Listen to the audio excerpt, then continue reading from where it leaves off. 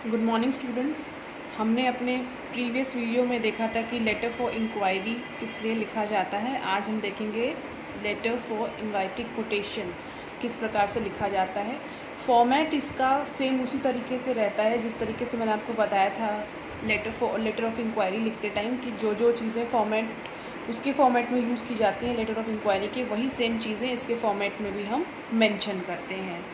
तो थोड़ा सा रिवाइज़ कर लेते हैं कि जो हमारा लेटर फॉर इंक्वायरी होता था वो बेसिकली तब लिखा जाता है कि जब बायर जो है उसको सपोज़ किसी प्रोडक्ट की ज़रूरत है तो पहला स्टेप यही होगा कि वो उस प्रोडक्ट की इंफॉर्मेशन मंगाने के लिए सेलर से उसको लेटर फॉर इंक्वायरी लिखेगा कि मुझे इन चीज़ों की ज़रूरत है, तो आप प्लीज़ मुझे इसकी इन्फॉर्मेशन भेज दीजिए। अब अगर बायर को सही लगेगा, सेलर ने उसको रिप्लाई किया लेटर फॉर इंक्वायरी का, और अगर बायर को सही लगे प्रोडक्ट्स, उसको लगा कि वो आगे बिजनेस करना चाहता है सेलर के साथ, फिर जो दूसरा स्टेप होगा वो होगा लेटर्स फॉर इनवाइटिंग कोटेशन। यानी इसमें अब वो बायर क्या करेगा, सेलर से रेट्स मंगवाएगा प्रोडक्ट के, और उसके बाद जो भी टर्म्स ऑफ बिजनेस है, यानी जो भी बिज़नेस करने की जो नियम और शर्तें हैं सेलर की, वो पूछेगा। इसको टर्म्स ऑफ बिज़नेस बोलते हैं।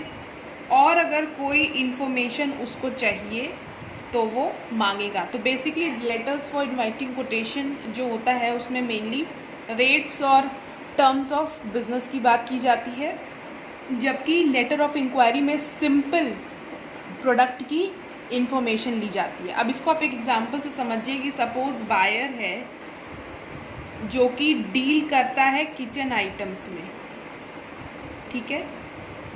कोई भी शॉपकीपर है वो हमारा बायर है और जो किचन आइटम्स में डील करता है, ठीक है। इसने एक अपनी शॉप खोली, इसने एक अपनी नई शॉप खोली। अब उसको ज़रूरत है, चूँकि किचन आइटम्स में डील करता है, उसको अपनी नई शॉप के लिए ज़रूरत है कुछ किचन आइटम्स की, उसको नीड है, ठीक है। वो किसके पास जाएगा, वो जाएगा सेलर के पास, ठीक है। अब पहले क्या लिखेगा, सबसे पहला ये हो जाएगा, सबसे पहले वो लिखेगा लेटर ऑफ इंक्वायरी। यानी बायर को किचन आइटम्स की नीड है अपनी नई शॉप के लिए, तो वो सेलर से कम्युनिकेट करेगा, ठीक है। सेलर से वो कम्युनिकेट करेगा लेटर ऑफ इंक्वायरी के माध्यम से कि मुझे किचन आइटम्स की इंफॉर्मेशन चाहिए,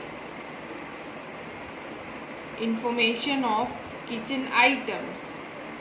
भाई यही तो होता है आपका लेटर ऑफ इंक्वायरी, ठीक है। इसमें उसने इन्फॉर्मेशन मांगी किचन आइटम से रिलेटेड, ठीक है। अब उसके बाद सेलर ने इसको वो सारी इन्फॉर्मेशन प्रोवाइड करा दी बायर को। अब बायर को ठीक लगा, उसको लगा कि ये प्रोडक्ट्स जो है वो जेन्युइन है और जो वो चाहिए था उसको वो सेलर से मिल जाएगा। उसके बाद ये जो बायर है, ठीक है, वो क्या लिखेगा, लेटर फॉर आस्किंग कोटेशन, ठीक है। अब इसमें वो क्या मंगाएगा, जैसे कि मैंने बताया रेट्स, किसका रेट्स, जो भी किचन आइटम्स चाहिए उसको, उसके वो रेट्स मंगाएगा। देन टर्म्स ऑफ बिजनेस, ये सारी चीज़ें वो मांगेगा सेलर से, ठीक है। लेटर फॉर आस्किंग कोटेशन में ये सारी चीज़ें जो है वो बायर सेलर से पूछेगा, फिर सेलर उसका रिप्लाई देगा, ठीक है। और अगर दोनों पार्टीज अग्री कर जाती हैं, फिर उसके बाद जो नंबर 3 हो जाएगा वो हो जाएगा लेटर फॉर ऑर्डर या ऑर्डर प्लेसिंग लेटर, ठीक है। तो पहला स्टेप क्या होता है, लेटर फॉर इंक्वायरी, जब हम इंफॉर्मेशन मंगाते हैं। दूसरा स्टेप होता है कोटेशन, अगर हमको सही लगा तो फिर हम प्रोडक्ट के रेट्स वगैरह मंगाते हैं लेटर्स फॉर आस्किंग कोटेशन में। अगर हमको सारी चीज़ें, नियम, शर्तें, सारी चीज़ों पे दोनों पार्टीज अग्री करती हैं, बायर और सेलर दोनों, फिर उसके बाद तीसरा स्टेप क्या होता है, ऑर्डर प्लेसिंग लेटर्स, ठीक है। और अगर सपोज़ ऑर्डर में कुछ भी कमी रह जाती है, कुछ भी कंप्लेन निकलती है, तो जो हमारा नेक्स्ट लेटर हो जाता है आफ्टर प्लेसिंग ऑर्डर वो क्या हो जाता है, लेटर फॉर कंप्लेंट, ठीक है, या लेटर फॉर क्लेम, पैसा वापस चाहिए, ठीक है, उसके लिए। तो इसको एक एग्जाम्पल से आप देखिए, अगर आप ही के बुक का एग्जाम्पल मैं ले रही हूँ यहाँ पर, और अगर आप देखिए क्वेश्चन को, तो ये जो क्वेश्चन है ये आपका क्वेश्चन है इसका लेटर्स फॉर इनवाइटिंग कोटेशन का, और इसमें क्वेश्चन ये कह रहा है कि write a letter to the manager, किसको पत्र लिखना है, मैनेजर को पत्र लिखना है। इलेक्ट्रोलक्स होम केयर सेंटर, ये आपका कंपनी का नाम है, शॉप का नाम है, ठीक है, बायर का नाम है। इलेक्ट्रोलक्स होम केयर सेंटर के मैनेजर को पत्र लिखना है, ये क्लियर हो गया आपको पहली चीज़। To inquire the rates of the items for your retail shop, invent details by yourself. अब यहाँ पर देखिए, to inquire the rates of the items, यहाँ पर वर्ड इंक्वायर यूज़ किया गया है, but don't get confused, it is not the letter which is asking the information about the product, but it is a letter that is inviting quotation, ठीक है, क्योंकि inquire the rates, अब जहाँ पर rates आ जाएगा क्वेश्चन में या terms of business आ जाएगा, वहाँ पर आप समझ जाइए कि ये आपका लेटर ऑफ इनवाइटिंग कोटेशन है या लेटर आस्किंग फॉर कोटेशन है, ठीक है, ये लेटर ऑफ इंक्वायरी नहीं है, इस चीज़ का ध्यान रखिएगा। Invent details by your self, और यहाँ पर और कोई डिटेल हमें नहीं दी गई है, सारी डिटेल्स हमें अज्यूम करनी है, ठीक है। तो समझ में आ गया कि सिंपल हमको लेटर लिखना है मैनेजर को, कंपनी का नाम है इलेक्ट्रोलक्स होम केयर सेंटर, ठीक है, ये अब हमारा सेलर है, इसको हमको पत्र लिखना है और उससे कोटेशन मंगानी है हमें, ठीक है। तो यही मैं आपको एग्जांपल से समझा रही थी कि इलेक्ट्रोलक्स होम केयर सेंटर जो शॉप है, अब होम केयर सेंटर है तो जाहिर सी बात है कि हम अज्यूम कर लेते हैं कि ये जो है वो घर के साजो सामान से रिलेटेड शॉप है, ठीक है, और इसी तरीके के आइटम्स की इनको रिक्वायरमेंट होगी, इसी तरीके के आइटम्स के रेट्स की इनको क्या कहते हैं वो रिक्वायरमेंट होगी। तो अब अगर आप देखिए ध्यान से, तो जो पहली चीज़ मैंने आपको बताई थी फॉर्मेट में, जब हम लिखते हैं बिजनेस लेटर्स में, तो सबसे पहले आ जाता है हमारा लेटर हेड। यही लेटर हेड है जिसमें रोज़न किचन एसेसरीज़, ये लेटर हेड पे जो एड्रेस दिया हुआ है, ये किसका एड्रेस है, ये बायर का एड्रेस है, ना कि सेलर का। सेलर का तो आपका इलेक्ट्रोलक्स होम केयर सेंटर, ये तो आपका एनवेलप के ऊपर चला जाएगा, इसको सुपरस्क्रिप्शन बोलते हैं। तो पहला स्टेप ये होता है कि हमको लेटर हेड बनाना होता है। सिंपल कॉपी में आप इस तरीके से एक बॉक्स जैसा बना लेते हैं, और सबसे पहले आप जो है वो जो पत्र लिख रहा है, यानी जो सेंडर है उसका कंपनी का नाम और उसका एड्रेस, ये आपका लेटर हेड होता है। तो सपोज़ अज्यूम किया, चूँकि हमको यहाँ पर डिटेल्स अपने आप से फर्निश करनी है, अपने आप से देनी है, तो हमने अज्यूम कर लिया कि जो सेंडर है उसकी कंपनी का नाम है, उसकी शॉप का नाम है रोज़न किचन एसेसरीज़, ठीक है। ये किचन एसेसरीज़ में डील करते हैं, रोज़न किचन एसेसरीज़। इनका हमने एड्रेस दे दिया, ठीक है, 36 तिलक नगर न्यू दिल्ली, हमने मेल आईडी दे दिया, हमने मोबाइल नंबर दे दिया। तो ये चीज़ें जो है, डिटेल्स जो है हमने फर्निश की अपने से, हमें बनानी है, ठीक है। उसके बाद अगर आप देखें तो जो सेकंड चीज़ आती है वो आती है आपकी डेट। तो डेट हमने इधर डाल दी हुई है, डेट को अब आप चाहें तो लेफ़्ट हैंड साइड में भी लिख सकते हैं, अगर राइट में लिखा है तो भी ठीक है। उसके बाद आपका आ गया रेफरेंस नंबर। रेफरेंस नंबर मैंने आपको बताया था कि जो भी पत्रांक संख्या होता है, रेफरेंस नंबर यहाँ पर डाल दिया जाता है। सिंपल आप चाहे अल्फ़ाबेट्स यूज़ करें चाहे डिजिट्स यूज़ करें, और मंथ और ईयर यहाँ पर आ जाता है, तो आपका रेफरेंस नंबर है। देन द थर्ड पार्ट होता है, वो होता है मेलिंग नोशन, जो कि यहाँ पर नहीं दिया हुआ है। मेलिंग नोशन ऑप्शनल होता है, यहाँ नहीं दिया हुआ है, इसीलिए डेट कंपलसरी है, रेफरेंस नंबर कंपलसरी है। मेलिंग नोशन यानी कि किस माध्यम से आप पत्र भेज रहे हैं, कुरियर के माध्यम से भेज रहे हैं, स्पीड पोस्ट के माध्यम से भेज रहे हैं, रजिस्टर्ड पोस्ट के माध्यम से भेज रहे हैं। अगर चाहें तो हम यहाँ पर लिख सकते हैं कुरियर, स्पीड पोस्ट, इस तरीके से। नेक्स्ट जो आता है वो होता है एड्रेसी नोशन। एड्रेसी नोशन यानी कि जो पत्र है क्या अर्जेंट है, क्या पत्र बहुत ही पर्सनल है, कॉन्फिडेंशियल है। मेलिंग नोशन के जस्ट नीचे एड्रेसी नोशन आता है, वो भी ऑप्शनल होता है, तो यहाँ पर वो दो चीज़ें मेंशन नहीं की गई हैं। डायरेक्टली यहाँ पर इनसाइड एड्रेस पे आ गए हैं। इनसाइड एड्रेस यानी कि रिसीवर का डेजिग्नेशन और उनका कंप्लीट एड्रेस। अब देखिए डेजिग्नेशन, द मैनेजर क्वेश्चन में दिया हुआ था रिसीवर का, द मैनेजर, उनकी कंपनी का नाम भी दिया हुआ था इलेक्ट्रोलैक्स होम केयर सेंटर। एड्रेस हमने अपने आप से एज्यूम कर लिया कि D28/56 तिलक रोड दिल्ली, क्योंकि तिलक नगर में जो सेंडर है उसकी भी शॉप है, इसलिए यहाँ पे भी हमने एज्यूम कर लिया कि तिलक रोड दिल्ली में भी जो रिसीवर है उसकी भी शॉप है। अब नेक्स्ट जो पार्ट आता है वो होता है सब्जेक्ट लाइन। सब्जेक्ट लाइन आप चाहें तो इधर से भी स्टार्ट कर सकते हैं, बीच में लिखा है तो भी कोई प्रॉब्लम नहीं है। सब्जेक्ट लिखकर सीकिंग कोटेशन, या इसकी जगह अगर मैं लिखूं आस्किंग कोटेशन तो वो भी ठीक होता। सीकिंग कोटेशन और asking quotation for kitchen accessories, ठीक है। उसके बाद फिर हम स्टार्ट करेंगे सैल्यूटेशन से, अभिवादन से।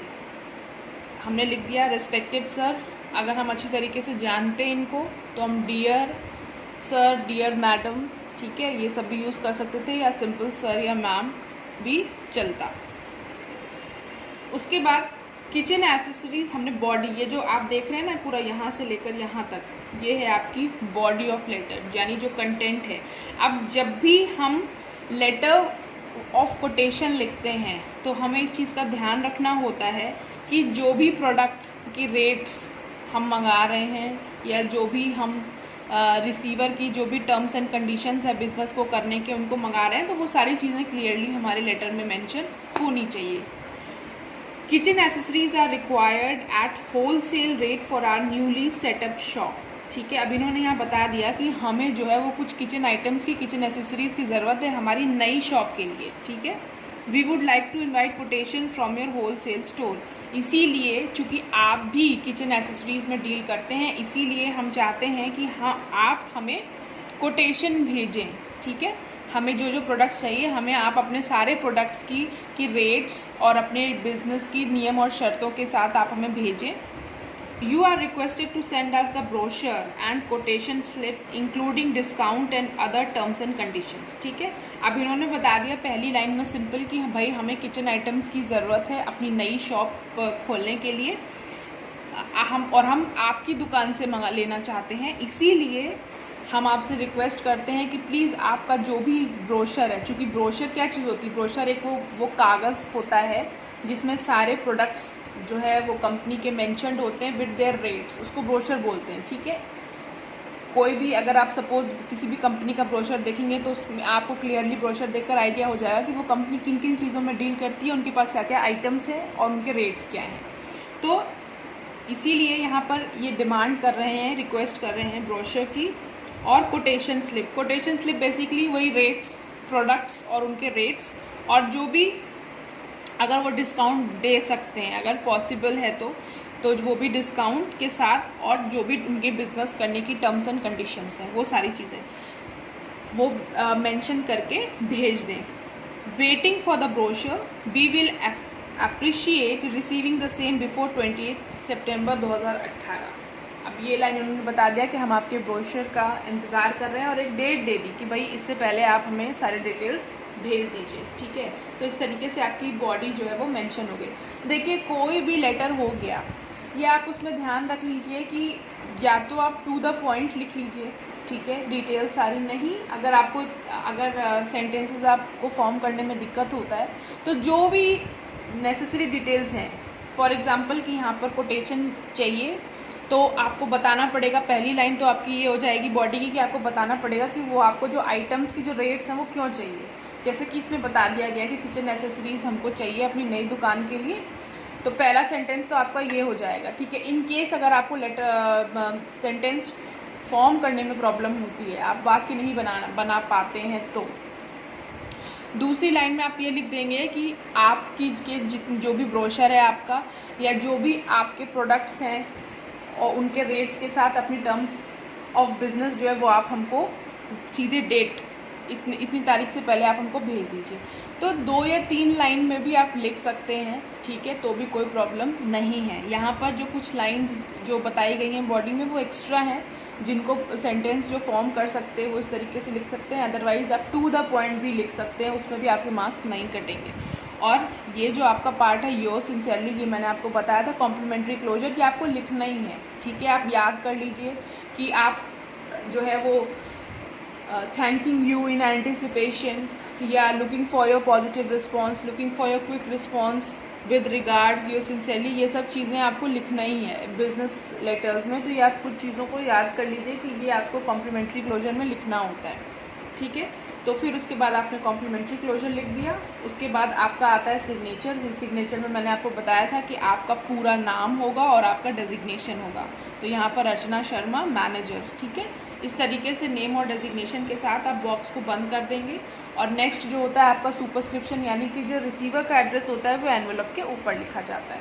तो इस तरीके से आपने देखा कि ये जो है आपका लेटर आस्किंग फॉर कोटेशन इस तरीके से लिखा जाता है, ठीक है, सेम इसी फॉर्मेट में। नेक्स्ट जो आपके सिलेबस में है, अब नेक्स्ट स्टेप क्या हो गया कि जब इनको जो सेलर है यानी कि ये इलेक्ट्रोलैक्स होम केयर सेंटर, जब इनको रिप्लाई बैक करेगा, किसको, रोजन किचन एसेसरीज़ को इसने रिप्लाई बैक किया अपने रेट्स और आइटम्स के साथ, और रोजन किचन एक्सेसरीज़ को इनके रेट्स वाजिब लगे, इनको लगा कि बहुत ज़्यादा महंगा नहीं दे रहा है, इनके साथ बिजनेस किया जा सकता है, इनके रेट्स और इनके जो भी टर्म्स एंड कंडीशंस है वो मानने लायक है। देन उसके बाद जो रोजन किचन एक्सेसरीज़ है वो क्या प्लेस करेगा, ऑर्डर प्लेस करेगा। और ऑर्डर प्लेस करते टाइम वो पर्टिकुलरली बताएंगे कि हमें कौन कौन से प्रोडक्ट्स कितनी कितनी क्वांटिटी में चाहिए, ठीक है। तो जो नेक्स्ट है आपका वो होगा आपका लेटर प्लेसिंग ऑर्डर्स।